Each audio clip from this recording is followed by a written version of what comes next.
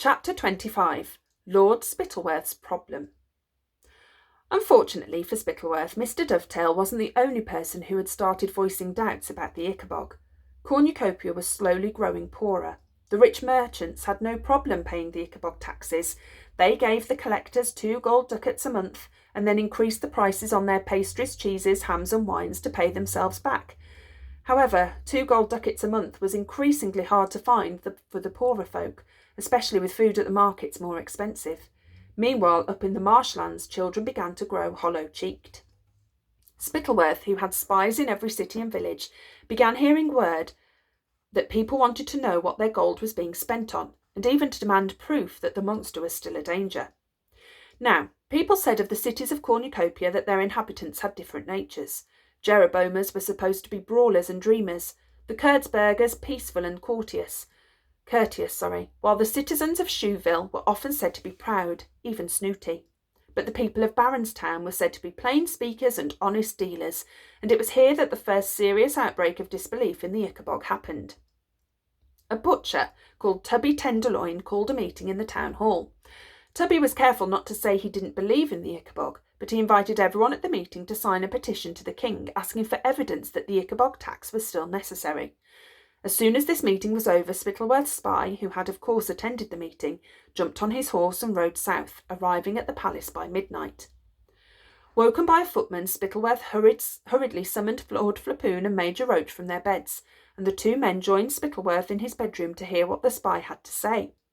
The spy told the story of the treasonous meeting, and then unfurled a map on which he had helpfully circled the houses of the ringleaders, including that of Tubby Tenderloin.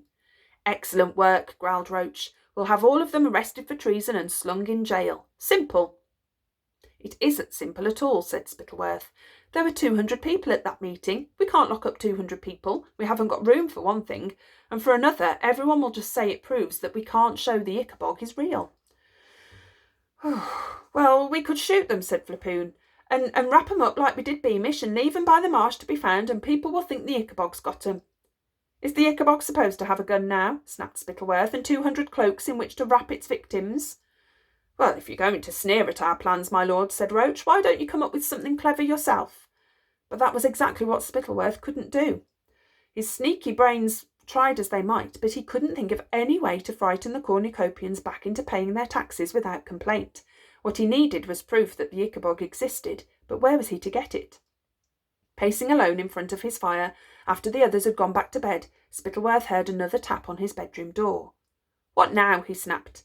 Into the room slid the footman, Cankaby. "What do you want? Out with it, quickly."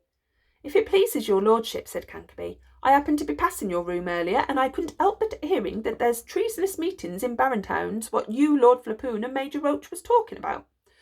"Oh, you couldn't help it, could you?" said Spittleworth. "I thought I should tell you, my lord. I've got evidence that there's a man here in the city within the city what thinks the same way as those traitors. He wants proof just like them butchers do. Sounded like treason to me, what I heard."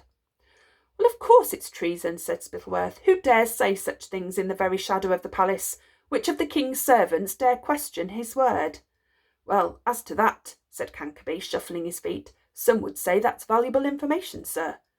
"You tell me who it is," snarled Spittleworth, "and then I'll see whether you deserve payment. Their name.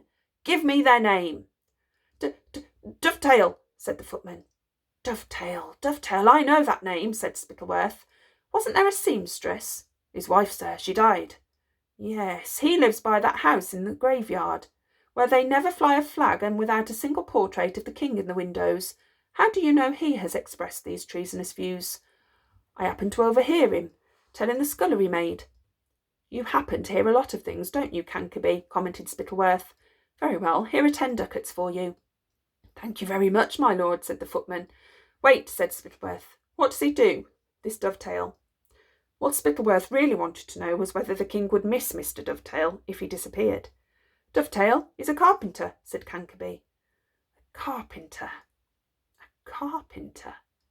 And as the door closed on Cankaby, another of Spittleworth's lightning strike ideas hit him, and so amazed was he at his own brilliance, he had to clutch the back of the sofa, because he felt he might topple over.